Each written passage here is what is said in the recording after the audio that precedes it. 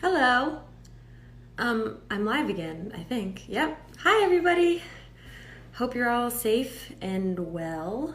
Um, I don't know what day of the quarantine it is, or if it's been different for everybody else, but I'm starting to feel it. I'm starting to look for even deeper ways to be of service to kind of push through, I don't know, the discomfort that I'm feeling. Um, I try my best on social media to talk and stay positive, but it doesn't mean that I don't feel anxiety or get down on myself or worry that I'm not doing enough or doing the right thing. So, um, one way that I reminded myself today was thinking about this conversation I'm about to have. I'm going to bring in an incredible woman named Shirley who started an organization called Beauty to the Streets. And I just had an incredible conversation with her, and I'm excited to further that conversation, share it with her. As always, I'll be looking at the comments. I'm also going to be actively listening to her, so I'm sorry if I don't see it. Feel free to keep typing it, but I'm trying to do two things at once, be present in a conversation and also listen to all of you. Okay, so let's see. I think I know how to do this. Go live with, I can search for someone. Let's see. There we go. It's always exciting. It says waiting, connecting. Yay! Brie, how you doing? Oh my gosh.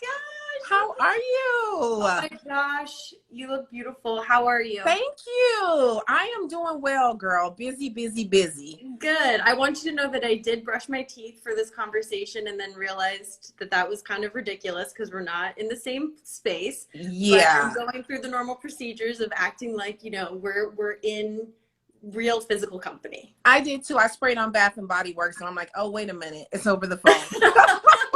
So I smell good. I smell good. Exactly. I'm imagining it. So thank you so much. And first of all, how are you? How are you in all of this? Thank you for having me.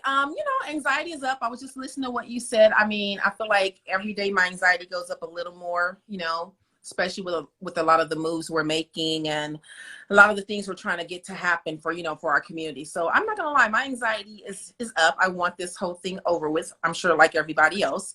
But just trying to find some kind of stability for myself and peace while we're going through this transition. Yeah, yeah. So can you tell everybody who's listening about your organization and a little bit about how you got involved in this? Yeah, hey y'all.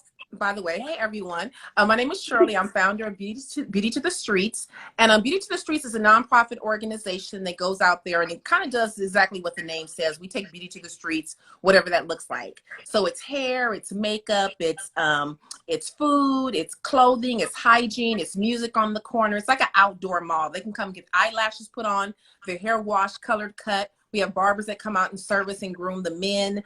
We have kids getting haircuts for school. Some of the women that work, that live on the streets, we take care of them as well. So that's what Beauty to the Streets is. And it started about 3 years ago when I went to feed the homeless with another organization, Polly's Project. And the homeless women were more interested in my face piercings and my earrings and my makeup and my bright hair color. And I'm like, oh, I can get you that, queen, because I have that at home. You know what I mean? And so it just really opened my eyes to what the homeless not only needed, but wanted as well. Did you have a background in hair and makeup, or was it just something that you loved? No, girl, I'm a hood stylist. You know what that is? A hood stylist. That's when No, tell me. you work in the hood without a license. So that's a hood stylist. You just do it for your friends. You do it for your family. You do it for anybody that comes over and stuff like that. But I was a medical biller because I started having kids really young, like straight out of high school, 6 kids. So I was a medical biller by trade. I loved hair and makeup, but unfortunately needing to have that insurance for the kids and health insurance, I needed a stable job, to take care of the kids and stuff. So I'm a medical biller by trade. Oh, amazing.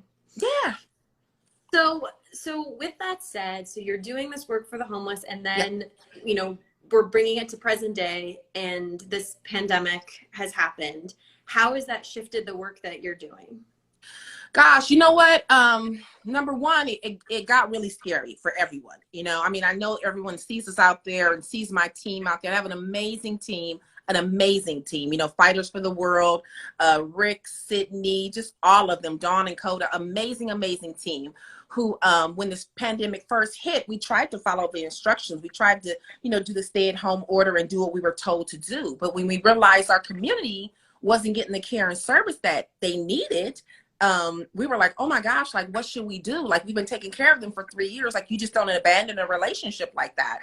Our first time out there, however, we were more aware of, oh my God, they lacked the information. Like, we have the information. They didn't know what was going on. They were like, oh, we heard it's a bad flu out there, or we heard it's a bad cold. And I'm like, no, that's not what it is at all. And we realized not only do we need to give them things to help them, to feed them, to help them, find comfort in this situation and health, but also education as well. So we find ourselves being a source of information and education out there more than anything. And we're not trained for this. I wasn't prepared for this. I thought that they knew what was going on. But when you stop and think about it, it's like, okay, they don't have access to TVs like we do. Some of them that do have cell phones, a lot of the shelters and missions and charging places where you can go charge your cell phone during the day closed down due to social distancing. So now they don't have an ability to charge their cell phone. So they don't get the news that we get. They don't get the updates from the CDC. I'm like, oh, that's right. They don't even know what's going on. So they were just like blind walking. They didn't know what was going on. Wow. Yeah. So from our conversation, it sounds like now the shift is not, so you're not doing the normal like hair washing, eyelash extensions. That's not what's going on right now. Now it's kind of just like getting into like the basics of like, do you have what you need to be able to weather this storm? Yeah, because I think when it came to isolating ourselves and the stay-at-home order, a lot of us who were going out to feed the homeless, when we stayed at home, no one was taking them food. So the churches that would come out and help, the nonprofits that would come out and help, I don't think we stopped to think what stay at home means for those people who don't have a home to stay in and depend upon our kindness every single day to eat, to be warm, to be clean. And when we realize that our staying at home puts our family and our community at a greater risk, because let's be honest, I mean, COVID-19 is a concern, but if you follow me, the biggest concern for them is dying of hunger while COVID-19 is going on because everyone stopped feeding them. The biggest concern is, LA, we had that rainstorm at the beginning of the COVID outbreak. So the biggest concern for them was catching pneumonia due to not having warm clothing due to, the COVID outbreak. So we definitely have to shift the way we do things. We don't do hair and makeup anymore because of the social distancing. We don't sit up on the corner. We don't give the physical interaction and the hugs that we used to. It's really kind of a detached way we're doing it now, which I'm not happy about at all, because part of going down there with my community was giving them hugs, was letting them know that they're loved and cared for. And now it's kind of like we have to keep them at 6 feet distance and they want to go in for a hug. And I'm like, 6 to 10, I can't, not today. They're like, when? I'm like, hopefully soon, boo.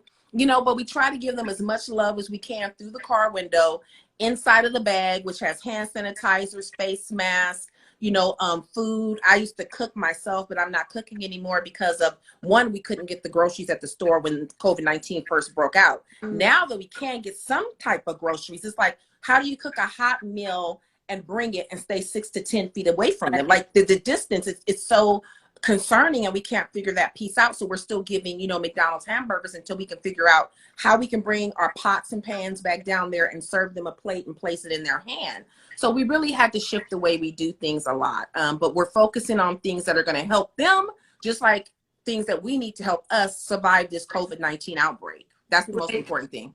How many people, do you know the numbers of how many people are living on the streets right now in Los Angeles? Do you know roughly what LA County is 60,000, probably a little more if they did the census and really got deep in those numbers, but 60,000 in LA County.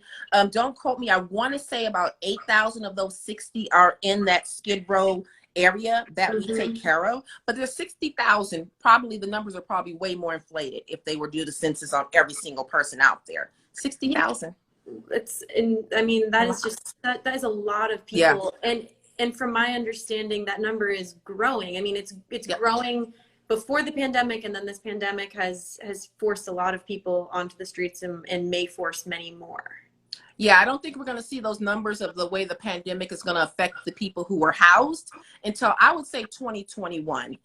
You know, you got to think about a couple months for them to fall behind on rent, the eviction process, them trying to sleep on a friend's couch, them trying to sleep in their car, them trying to make a way. I really don't think we're going to see the magnitude of what COVID-19 and the lack of working right now and income for people does. I think the numbers in next year will really go up significantly because of what's going on right now. And I think this is a time for people to also understand that the same crisis that might push you to the streets and be homeless, another crisis hit that other person that you see standing on the corner asking for $1. They're not a drug addict. They're not an alcoholic. They hit a crisis of their own. It wasn't COVID-19, but something happened to where they lost their job. They lost their housing, and now we're on the streets. So I think a lot of housed people, unfortunately, will now be able to relate with a lot of unhoused people and go, oh, wow, now I see how they got out here. Now I understand what happened.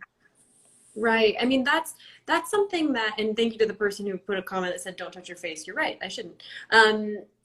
That's, I think, one aspect of this that I'm so grateful to have this conversation about is, you know, bringing a face to these people. I feel like the concept of othering, of seeming like making it seem like these are people that are different from us when really they are us. Yeah. That are, you know, have gone through a series of struggles that have landed them in that position. Yeah. And now when we can shine a light to it and bring the humanity to it, I'm just excited about what we can do. So what are the things that, and for anybody who's just tuning in, this is Shirley. We're talking about her organization, Beauty to the Streets, and what we can do for those without a home right now. Yes. So what are the ways that people, I know you're not accepting physical like volunteers right now. Correct. Okay. So what are the things that people can do at home? What are the ways that we can support? You know, we have an Amazon wish list. If you want to go to our website, beautytothestreet.org, we have an Amazon wish list. We also have a P.O. box as well. And I think you and I talked about the clothing aspect as well. And clothing is really important right now. And I think a lot of people feel like giving the homeless secondhand clothing. A lot of comments I get is that insulting? Is that insulting? It's actually practical, because they don't have a place to wash their clothes. So they're going to wear them and wear them and wear them until they can't wear them anymore. So by you giving them your used clothing, that's not insulting at all. That's practical. When they get housing of their own, when they get some kind of structure, then we can look into getting them brand new things. But I think people can go to our Amazon wish list and donate clothing. You yourself, if you're local, if you know an area where there is populated by the homeless, I encourage people to take a bag, take a box, communicate with them and say, I'm going to sit this here. This is some clothing I had at home. Feel free to go through it and share it with your neighbors. You don't have to be there to pass out the things. You don't have to be there to oversee it. You know, just don't leave a box there. Communicate with them and let them know. These are some of the ways you can help the homeless without being involved in a nonprofit. You know, we also have, you know, I know everyone's struggling right now, but we do have our PayPal, Cash App, Venmo, and Patreon. There's so many things that outside of helping a nonprofit that I feel like people can do. It's hot outside. If you go to the store, go to Costco, you happen to get a case of water, grab a case of water for the homeless. Go out there and set it out there. I know a lot of people have fear factors of you know, is it safe out there? It's to me, the question is it safe in the grocery store? You know, so many people are concerned about Skid Row and the way the homeless community acts. But, you know, when this pandemic hit, I saw full-blown fights in Costco. These are housed working people. You know, desperate times bring out sometimes the worst in people. And the homeless aren't desperate like that. They're just without right now. They're just very sad right now. They're very, very sad. And they keep saying they feel forgotten. They feel forgotten. While everyone is washing their hands, while everyone's putting on face masks and gloves, they're like, what about us? We feel forgotten. You know, people stop coming to feed us. People stop bringing us clothes, you know, and unfortunately, you know, there's kids that live down there too, Brie. I mean, I know a teacher down there. I know a woman has a PhD down there. I mean, it's just something simple as losing a job or your husband leaving you or falling into depression. And a lot of us have gone through what some of the homeless went through that made them homeless. But thanks to God, our mistakes or our struggles or trials didn't lead to homelessness. You know, you might have did something stupid. You know, a lot of times people say, did the homeless do something to cause that?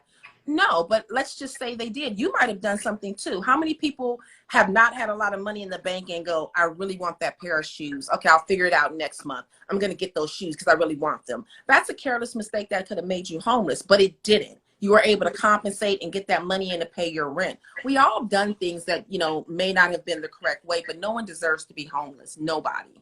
Yeah. Not in a first world country like this, the richest country. No one deserves to be sleeping on the street. No. And as you were saying, as you're talking, like, because there are a lot of people that are strapped right now, and, yeah. and asking for money is not the answer for everyone right yep. now. But I will say, I know a lot of people in my own life personally that are using their spare time to clean out their closet. Yep. And there aren't a lot of places that you can donate to right now. I know that like Goodwill and places like that are completely stopped. So yes. I would say it sounds like if you've gone through your closet, if you have some extra things, and you can freshly launder them and bring them to the address on your website. Well, the address on my website is a P.O. box, but if people are local in the area, when we meet in LA every Saturday, all they have to do is send me a DM and we'll tell them exactly where we are, and we'll take the clothes out of their car and they'll go directly to the homeless at that very moment. So they can just bring them right to us and drop them off. That would be amazing. And then, so then with now that we're kind of getting into the conversation of like the donations and the practical aspect of helping, one of the things that I got so much out of from our conversation were sort of the simple do's and don'ts, or the myths around going to a place like Skid Row or visiting. So I think we started first with, I asked you about, if you see a homeless person on the street and they ask for money, is it appropriate to give them money? Like, what are the ways that we can actively support this community in a way that's positive? Correct. Well, see, I mean, and so for me as a nonprofit going out there, being in the streets for 3 years, I always gave money to the homeless when I saw a homeless person. So let's say I was going into your local 7-Eleven or your grocery store and someone asked you for a couple of dollars. I don't see the harm in that. To me, there's no harm in that. I don't feel like your job is not to worry about what they do with that donation that you're making. Your job is your heart is just to give the donation. In Skid Row, I would say that's not practical for many, many reasons. People always want to send money. People want to send gift cards. If anyone sees me give $20 to the next homeless man, I immediately put his life at risk because they now know he has $20 and someone's going to rob him for that $20. So I'm not doing him any justice by giving him money. If I give him a gift card and say, here's a gift card for McDonald's, here's a gift card for Starbucks, I'm just naming places. Go in this establishment and purchase something. The first thing we do is housed people. We look at the homeless people, the way they look, the way they smell, and nobody wants them in their establishment. Even if they have money in their pocket, even if they have a gift card in their pocket, they're not accepted and treated as human beings as they should. And so people are like, get out of here, get out of here. You're bad for business. You're bad for business. So they don't get to spend the gift card that you gave them or the money because no one wants them in those establishments. So you giving them money is kind of pointless when they really can't spend it. So I think just buying the items yourself for them, giving them the food that they need and buying it for them, I have no problem with that in Skid Row. I think that's practical. Like I said, in front of your grocery store, in front of a 7-Eleven, where it's just one guy over here, you're giving him a couple bucks, he's going inside, you're not putting him at risk at all. I think it's okay to do that. Right. And there was another thing you talked to me about with physical donations, about like name brand items. So like donating a pair of Nikes, for example. It's like, when we had a little kid out there and people he needed shoes, and a lot of people want to give me name brand shoes. We have Jordans, we have Mike, we have Nikes, and it's like, name brand thing. I mean, I grew up in the hood, and I'm older, a lot older than everybody else. So I remember when people used to rob people for their shoes that were on their feet, brand new shoes. So you got to think, when you give them name brand things, you put them at risk because everything has value down there. It's kind of like, the end of the world type of scenario. I always compare it to The Walking Dead when, stable-minded people were fighting over a can of beans because it was every man for themselves and they wanted to live and they wanted to live. That's kind of what it is. It's the end of the world down there. So if you give them a pair of Nikes and someone sees value in that, then now you put that person at harm and at risk of being harmed and robbed. So I choose to give not name brand things. Like I said, used items. I don't even do costume jewelry because people might see value in that. So I had to really learn as I was out there, because I would hear a lot of, oh, someone robbed me, Shirley. They took that. I'm like, well, why would they take that? And I started learning and educating, going, you know what? they thought it was value in that. So let me not give you things that look like they have value, because I don't want to get you hurt while you're living out here on the streets for a used pair of $50 Nikes. So I Right. think it's best to stay away from the name brands and some of the fancy things you would want to give them. It's okay if they're housed, if you want to give them to the mission where people stay indoors, but outside on the street, I would say no. Wow. Yeah. And then there was, oh, what about general etiquette of, say I'm not going with an organization to Skid Row, but I'm Yeah. going by myself. Is there like basic etiquette of how I should behave or interact when I'm down there? Yeah, I think there is. I think you have to remember that you're going into their home. I don't care if it's four walls or door. This is where they sleep. This is where everything that they own of value is outside. This is their house. When we leave our house, we lock our door, right? When you get out your car, you lock your car. You want to protect your belongings, your assets. You're walking into their home. I think a lot of people think these are public streets, so I can just walk over here and I can just do what I want. It's their home. And one of the things we did when we first went down there, thanks to Fighters for the World, the MC club, the motorcycle club that comes with us, they had that mindset that I didn't have. They were like, Shirley, we need to ask to be on this block. I'm like, what do you mean ask? They're like, this is their house. This is their block. You know, so we started asking permission. Do you mind if we set up on the corner and feed right here? You know, and someone would say, no, as long as you guys pick up the trash, because a lot of people leave trash around here and they want their street, which is their house, clean as well. So we started asking permission. So when you go down there, it's not for photo op, you know, it's not to stick a camera in their face. It's not to think that you could just walk over to them. Like, it literally is their house and you have to knock. You wouldn't want someone to walk through your front door. And so, you know, we are like, hey, we're here, or, you know, knock. Is anybody home? That's what I say from the outside of the tent. So we just have to remember that this is somebody. Unfortunately, the streets are someone's house, a lot of people's houses. Right. Yeah. So, you know, we've got a couple more minutes and I am seeing some questions come up. So if you don't mind, I'll just throw No, go ahead. up. One that I've seen a couple of times actually are people in England that are wondering if they can do donations, and if so, how that would be possible. We do have PayPal. PayPal works for people in England. We do have PayPal. And again, if you go to our website, there is a address on the website. It's a P.O. box. If you feel comfortable mailing things, a lot of people want to mail things, that's fine. We try to make it whatever way you feel comfortable, how you want to give, how your heart wants to give. But if they want to give money, they can give it through PayPal. If they want to mail items specifically over to the homeless, they can use the P.O. box, or again, go on the Amazon wish list. I don't know if it works in England. That I don't know. Okay. Yeah, I just saw another one of someone asking how to donate from Ireland. I believe it's the same thing. Same thing. Yeah. So other countries, if you have spare money to give. And then another question, which I realized I should have asked this from the beginning, but I've been seeing people ask, what is Skid Row? So I should have asked you that from the beginning. But that's okay. Yeah. Skid Row is an area inside of LA County. So, you know, like, it's a little area populated in LA County that's populated by homeless people. So Skid Row has a lot of industrial buildings and big like corporate buildings, not so many like mom and pop shops. So it's a lot of places where they can set up tents and sleeping bags. So it's kind of like a tent city, and a lot of industrial buildings and things where they can just, you know, set up without traffic going in and out, in and out. So it's a little area inside of Los Angeles County, and they call it Skid Row. So it's where the majority of the homeless populate. And it's also where the missions are. It's also where any of the housing is going to be. So you're going to have more people down there. So since Skid Row has so many homeless people in one spot, a lot of nonprofits, a lot of churches tend to go to Skid Row, because instead of us driving all through the streets looking for the homeless to feed, we can just go to Skid Row where we know there's 8,000 people at least, and we can set up on a corner, and we know they'll come to us because they're going to go to the mission. They're going to go over here where they can wash clothes. So we just kind of come to where they are and set up at that general spot. And just so everyone's aware, thank you, Shirley, for that explanation.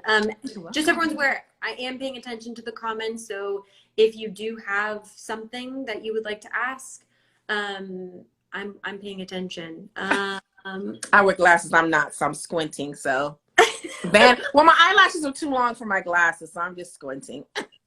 Oh, someone asked about COVID in the homeless community. So I like, are they being tested? And if so, like, is there something that can be done around that? How would that affect the homeless community? Should someone contract that? Is there anything regarding the virus itself? Yeah, they are being tested, thank God. Testing started, I believe, I want to say 2 weeks ago. I can give you numbers of 2 weeks ago. I'll find out numbers, the more accurate number tomorrow. but last I knew 750 were tested, and I believe there were 73 confirmed out of 750 tested.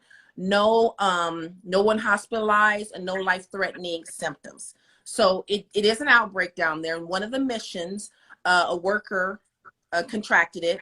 He passed away, unfortunately, and they started testing that mission, and that's where the numbers are coming from. So unfortunately, that mission where that worker was and he passed away, that's where the numbers are all coming from. So they know where they're coming from. It's not randomly on the street. It's anyone that was in that mission or around people who were in that mission. So at least they've got kind of an isolation on it. And like I said, no hospitalizations as far as I know, no major symptoms. I do know that the city has set up some kind of camping site type of thing to where if you're diagnosed positive, they take you over there. They don't just leave you in Skid Row. You're not just left behind if you test positive. I know they're taking them out. They don't have to take them to the hospital because they don't have serious symptoms. And I know that the testing, a lot of people have asked too, well, how do you find the homeless people after that you test them? They're getting their results immediately. I'm not an expert on the test, so I don't know what that is. I've talked to the homeless who are getting tested, and the results are immediate. They're not waiting. So I don't know what kind of test they have for them, but that's a good idea, because if they were to test, they're not going to come back and find out the results. So They get immediate tests, and if they're positive, they're taken away. Right. Thank you. So I'm getting a lot of questions of people asking about what they can do if they don't live in Los Angeles, or what they can do for their local communities. And I don't know if there's other organizations that you know of that you support or know about, but I would say if you don't, then research is going to be the best thing, and paying attention. I mean, one of the things that I've been really amazed by during this time has been just the level of community that has been built, and that I hope will be sustained outside of this. I'm noticing even people, even myself, having more conversation with the person who is delivering their mail, to just have the check-in and be like, are you okay? Yeah. How are you doing? When I went to the grocery store, what would normally be just the like, how you doing? Yeah. I looked at the person in the eye and said, I'm good. Are you good? And they were like, thanks for asking. And it's just, I feel like we're getting outside of niceties and into something that's really vital.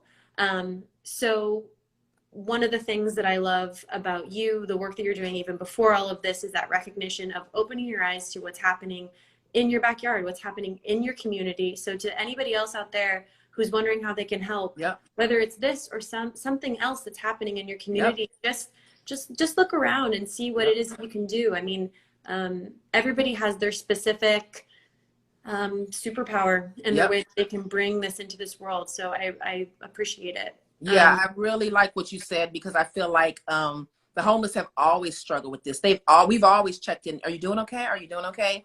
You know, and I hope that we keep this sense of humanity that's going on, or making sure our brother is okay. You know, like I said, this is not our first pandemic or epidemic we've had to deal with in Skid Row. We went through a typhus outbreak. We went through a chickenpox outbreak down there. There's been so many things and diseases that we have as a nonprofit, Beauty to the Streets and Fighters for the World, have been there for the homeless. I think the reason people are opening their eyes now is because this pandemic doesn't care about if you're housed or unhoused. It doesn't care where you live. It doesn't care what color you are. It doesn't care about your age. I think that it's now something that's affecting everybody, but we really should have opened our eyes a long time ago, Brie, and paid attention to a community that's been isolated. So many people are at home right now complaining because they're lonely, they're struggling to stay indoors. And I just don't think that people see the blessing that they have right now, because you have a house to stay indoors. There's so many people that would trade places with you in a heartbeat. They'd love to be on TikTok all day. You know, they'd love to put on an extra 5 or 10 pounds, because that means they have food in the house to eat. There's been a community that's been struggling for so very long. The homeless are used to people not coming within 6 to 10 feet of them, because they didn't want to. You see a homeless person and most people crosses the street. You don't think to go up to them and hug them and ask them how they're doing, you know? And so I think that what we're feeling now, remember the feeling that you're feeling now, because it will pass, but there's a whole community, 60,000 plus just in LA County alone, that will never get rid of this feeling. They've been living with this feeling for years, and we can help them. We can simply check in, like you said, the person does at the grocery store, and say, hey, how you doing? You're doing good. You can get in your car. You can go to any area in your community and say, hey, are you guys doing okay? Is there anything that you need? You some water? You want some socks? Like, is there anything I can do for you? Can't get you off the street, but I can give you something if you need it, you know? So we have to continue to check in and remember that when things go back to whatever our new normal is, there's a community that's still going to need us. Yeah. Yeah. So for those that didn't hear before, we're talking about the homeless population in Los Angeles, but this is obviously a global issue. Yes.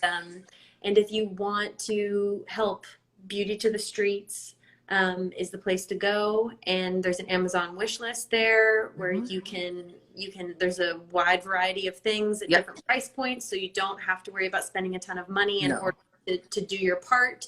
If you're feeling the call and that you have extra money or resources to give, just to like wrap it up, I'm curious with the work that you're doing, what are you doing for yourself? Like, is there something self-care wise that you are doing to restore yourself at this time? Before I answer that really quickly, I just want to assure people that we are a 501c3. Because I think that makes a lot of people feel more comfortable. We do have a lawyer and accountant and all those things. So we are a 501c3. We've been so for 1.5 years now. You know what, Brie, like I told you before, the reason I started my nonprofit was because I buried one of my kids. And, you know, the loss of a child, I've not been okay mentally for a very long time. I swallow 20 milligrams of Prozac a day, and Dawn from my team calls me every day to make sure I don't forget to take my Prozac. I'm used to not being okay. And one of the things that I found that made me okay was focusing on other people to make sure they're okay. So though I'm scared right now, though every time I get a cough or a tickle in my throat, I'm taking my temperature 5-10 times a day, completely paranoid because I'm not able to self-isolate like most people are because I'm still going out to my community. Seeing them and being around them is my healing. It just has been since I started my nonprofit. It's the reason that it's one of the things that gives me hope every day and makes me wake up and go, you know what? Even though my life is not what I wanted it to be, at least I have something to give right now. So the way I don't know, people don't understand it, but the way I'm getting through this is by taking care of my community and still being there for them. You know, it's teaching me a lot about myself. It's showing me the character that I have inside. There's been a lot of times where I haven't stood up for people like I should have. I always said I would. I wanted to, but I'm human and I didn't. Now, you know, at 52, here's another opportunity. Am I going to do it? And I'm actually doing it. I'm like, you know what? You're actually doing what you said you're going to do, Shirley. You're standing up for people. So it's showing me inside the growth that I have. And I absolutely am in love with my community. I am in love with them. And I mean, I wouldn't leave them. You're not going to leave your husband if you're in love with him. You know, you're not going to leave your community. So that's what I do to take care of myself, is by taking care of them. And life makes sure I'm okay. Life, God, the universe, call it what you will. It makes sure I'm okay. You know, as okay as I can be. You know. Amazing. You're amazing. I try. Girl, I shall try. It's hard. It's so hard, girl. It's so hard. But I want to say, like, as I started this video, I don't know what happened, but this morning I woke up and I just felt like an antsiness inside of just just didn't feel right. And this conversation has helped me so much. I hope that other people who have listened to it feel the same way, to remind ourselves that we can take that. Because really, what is that antsiness that I'm feeling? It's energy. It's energy that I can use towards something. And so this is just another way that I can put my energies towards something that's for good. So thank you so much. No, thank you. I think this is amazing. Like, you know, people like you that have a large platform like this and to use it for the greater good. Like you said, everyone can't come out their pocket financially with money. And I don't even know if that's always the answer. But platforms like this, you know, helping people have a sense of awareness, helping little nonprofits like mine, people understand what we do in our community. This is big. This is a big deal. This is you doing a lot from behind your four walls and a door. And a lot more people should do it. And I hope a lot more, not even with just my nonprofit, with anybody that's out there taking care of our community.